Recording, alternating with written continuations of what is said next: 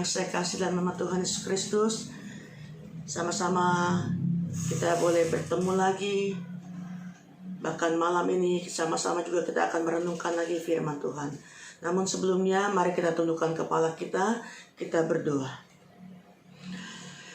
Bapa yang kami panggil dalam nama Tuhan Yesus Kristus, malam hari ini kami boleh sama-sama lagi Tuhan datang kepadamu, teristimewa untuk merenungkan, membaca lagi kebenaran firman-Mu.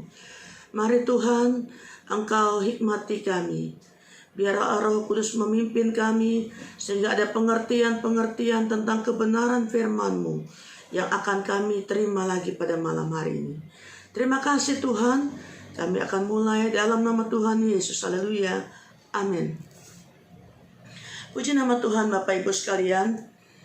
Malam hari ini tema daripada renungan yang akan saya bawakan, tetaplah atau tetap memuji Tuhan. Tetap memuji Tuhan. Sama-sama kita akan buka dalam Habakuk pasal yang ketiga, ayat yang ke-17 sampai 19. Habakuk pasal 3, ayat yang ke-17 sampai ayat yang ke-19. Kalau sudah, sama-sama kita akan membaca dan menyimaknya. Sekalipun pohon ara tidak berbunga, pohon anggur tidak berbuah, hasil pohon zaitun mengecewakan, sekalipun ladang-ladang tidak menghasilkan bahan makanan, kambing domba terhalau dari kurungan, dan tidak ada lembu sapi dalam kandang. Namun aku akan bersorak-sorak di dalam Tuhan, beria-ria di dalam Allah yang menyelamatkan aku. Allah Tuhanku itulah kekuatanku. Ia membuat kakiku seperti kaki rusa. Ia membiarkan aku berjejak di bukit-bukitku. Satu pembacaan ayat firman Tuhan malam hari ini yang saya percaya semuanya sangat-sangat familiar ayat ini. Ya, namun malam hari ini saya mencoba untuk membagi lagi perenungan kita, dan biarlah sama-sama kita menyimaknya. Dikatakan di sini ayat 17, sekalipun pohon ara tidak berbunga, pohon anggur tidak berbuah, hasil pohon zaitun mengecewakan, sekalipun ladang-ladang tidak menghasilkan bahan makanan, kambing domba terhalau dari kurungan, dan tidak ada lembu sapi dalam kandang. Saudaraku yang dikasihi Tuhan Yesus Kristus, kita mengerti ayat ini yang terjadi pada waktu Habakuk. Pada waktu itu dikatakan dia mengalami situasi atau satu gambaran apa yang dia harapkan tidak bisa seperti yang dia mau.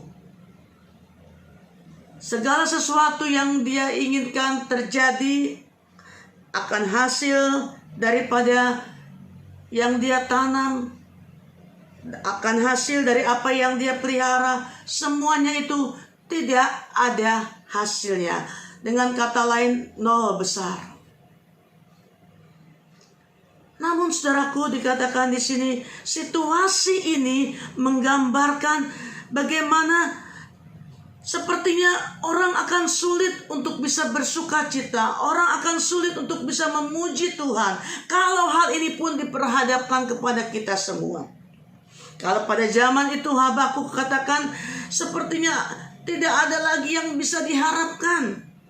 Lalu bagaimana dengan kita juga yang hari-hari ini, dengan kesulitan yang begitu tidak bisa kita gambarkan lagi, kesukaran yang kita temui, keterbatasan. Namun di sini Habakuk sudah mengalaminya dan memberitahukannya kepada kita semua, untuk kita tetap bersuka cita, untuk kita tetap memuji Tuhan. Mengapa dalam menghadapi kesulitan Habakuk tetap bisa memuji Tuhan?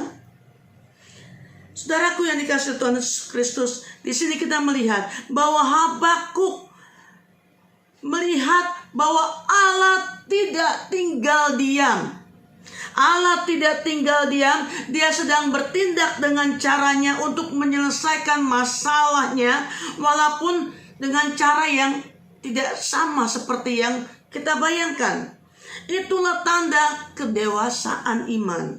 Artinya, dalam hal ini kita tidak bergantung dengan apa yang kita miliki, yang kita punya. Tetapi disinilah iman yang Tuhan taruh. Bagaimana kita melihat bahwa sekalipun keadaan semuanya tidak bisa kita harapkan, tapi Dia sanggup. Tuhan kita sanggup untuk melakukan jauh lebih besar, lebih banyak. Kita akan buka dalam Efesus pasal yang ke-3 ayat 20 dikatakan, bagi Dialah yang dapat melakukan jauh lebih banyak daripada yang kita doakan atau pikirkan, seperti yang ternyata dari kuasa yang bekerja dalam kita. Kuasa yang bekerja dalam kita, iman yang Tuhan taruh, iman yang Tuhan beri kepada kita. Itulah yang bekerja sehingga apa yang tidak mungkin menjadi mungkin. Ayat 18 katakan, namun aku akan bersorak-sorak di dalam Tuhan yang menyelamatkan aku. Tetap kita bersukacita, tetap kita memandang Tuhan, tetap kita memuji Tuhan. Karena apa yang bisa kita lakukan? Kita tidak bisa marah-marah, kita tidak bisa kecewa, kita tidak bisa uring-uringan. Semuanya Tuhan izinkan supaya kita mengerti bahwa Tuhan yang berkuasa atas hidup saudara dan saya. Dan dikatakan lagi, Allah Tuhanku itu kekuatanku. Ia membuat kakiku seperti kaki rusa. Ia membiarkan aku berjejak di bukit-bukitku. Semua yang terjadi, semua yang kita hadapi, kita sedang dilatih supaya kita semakin kuat. Kuat bukan secara fisik saja, tetapi kuat secara iman, kuat secara rohani, untuk kita tetap memandang kepada Tuhan. Dalam Matius pasal yang ke-6 ayat 25 katakan di sini. Matius 6 ayat 25. Karena itu aku berkata kepadamu, janganlah kamu khawatir akan hidupmu, akan apa yang hendak kamu makan dan minum, dan janganlah khawatir pula akan tubuhmu, akan apa yang hendak kamu pakai. Bukankah hidup lebih penting daripada makanan, dan tubuh itu lebih penting daripada pakaian? Segala sesuatu yang melekat dalam kehidupan kita sebagai manusia, tetapi itu jauh lebih penting daripada yang kita harapkan kepada Tuhan. Karena Tuhan lebih tahu yang kita perlukan. Tuhan menyediakan jauh yang lebih dari apa yang kita minta dan doakan, dikatakan. Sehingga apa? Sehingga kita bisa mengenal bahwa kita punya Allah yang luar biasa.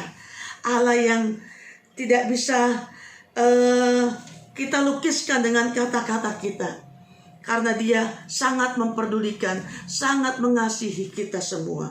Puji nama Tuhan, saudaraku. Ayat yang terakhir, Filipi pasal yang ke-4 ayat yang ke-6 dikatakan di sini, janganlah hendaklah kamu khawatir tentang apapun juga, tetapi nyatakanlah dalam segala hal keinginanmu kepada Allah dalam doa dan permohonan dengan ucapan syukur. Kembalikan semuanya kepada Tuhan. Serahkan semuanya itu kepada Tuhan.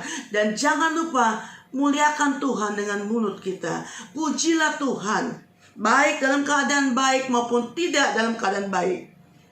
Saya berbicara ini bukan hanya saya baca firman Tuhan, tapi saya secara pribadi mengalami banyak hal. Pujian itu mendatangkan sukacita, pujian itu mendatangkan kekuatan, bahkan pujian itu mendatangkan berkat yang tidak pernah kita duga.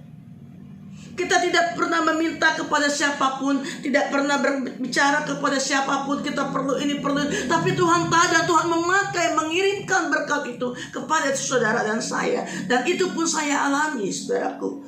Dalam situasi yang sangat-sangat tidak mungkin, tapi Tuhan bisa buat sesuatu yang mungkin dan luar biasa. Dan saya hanya berkata, terima kasih Tuhan. Terlalu besar, terlalu ajaib Engkau. Dan pujian, doa yang kita naikkan kepada Tuhan, itulah yang membuat kita akan tetap kuat. Puji nama Tuhan saudaraku, ini firman Tuhan. Biar menjadi kekuatan, tetap bersuka cita, tetap memuji Tuhan, tetap memuji Tuhan, tetap memuji Tuhan. Apapun itu, karena pujian akan mendatangkan kebaikan bagi kita semua. Terima kasih, sama-sama kita akan tundukkan kepala, kita akan berdoa. Terima kasih Tuhan Yesus, kami mengucap syukur lagi kepadamu.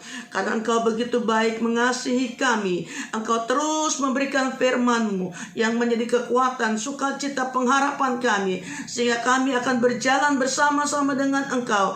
Dalam situasi sulit apapun, Engkau tetap memegang tangan kami. Sehingga Engkau akan selalu ada bersama kami, dan kami pun ada bersama dengan Engkau. Terima kasih Tuhan Yesus, meteraikan firman-Mu. Berjalanlah Engkau bersama kami, dan tuntunlah kami untuk kami melihat segala sesuatu yang luar biasa yang Engkau akan berikan bagi kami semua.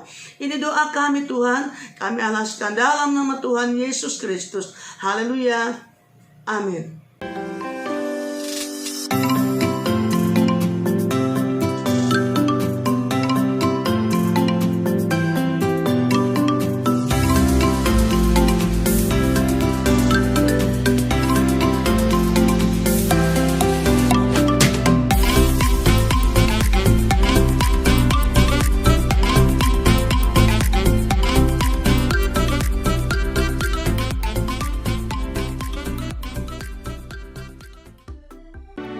Gerejaku adalah